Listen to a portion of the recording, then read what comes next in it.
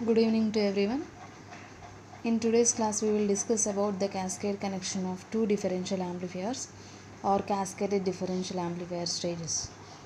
Until now, we have seen the analysis of differential amplifiers.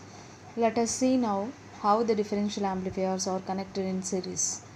The series connection of differential amplifiers is called cascading of differential amplifiers, which is used to produce the single-ended output.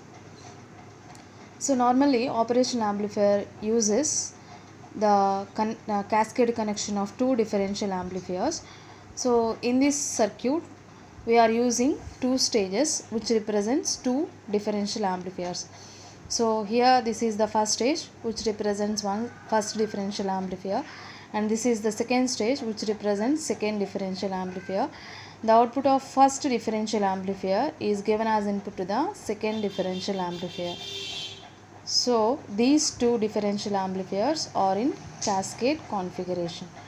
So here in the first stage the two collector resistances are same. So that is RC1 is the collector resistance of Q1 and Q2.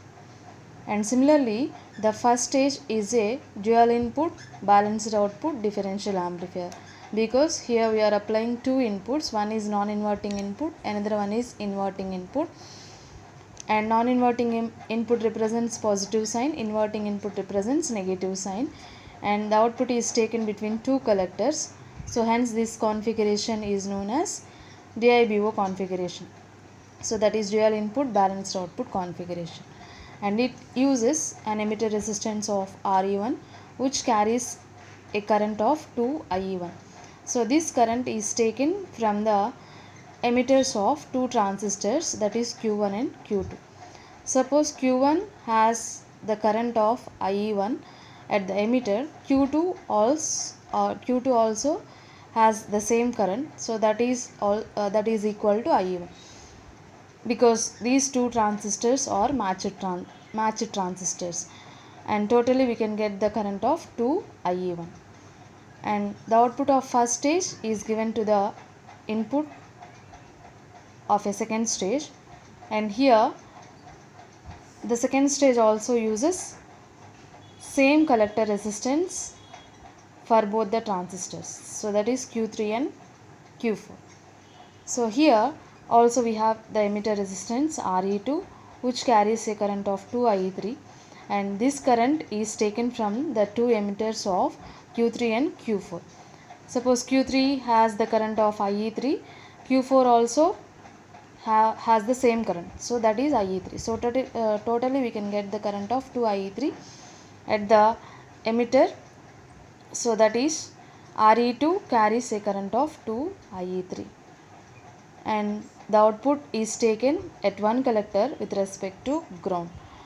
So here this stage is in dual input unbalanced output configuration, because here we are applying two inputs and the output is taken at one collector with respect to ground. The main requirement for the successful operation of such a cascaded circuit is the perfect matching of the transistors and the resistance values.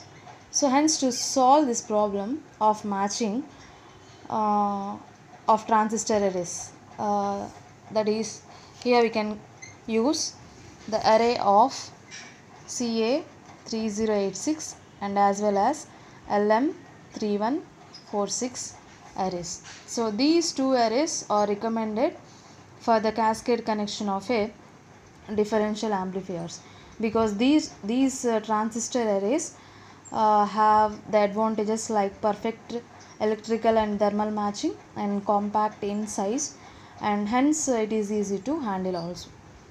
So thank you.